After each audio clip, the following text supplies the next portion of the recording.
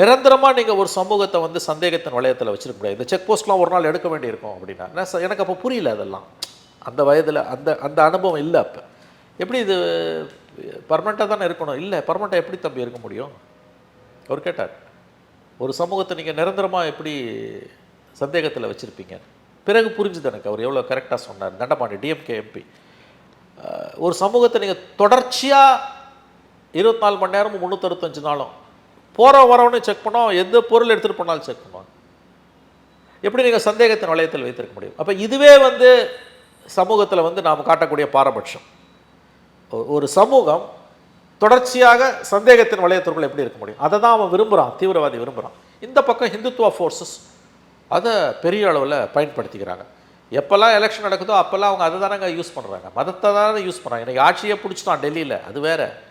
ஆனால் இதற்கான விதைகள் அன்று தான் ஊன்றப்பட்டன உங்களுக்கு வந்து.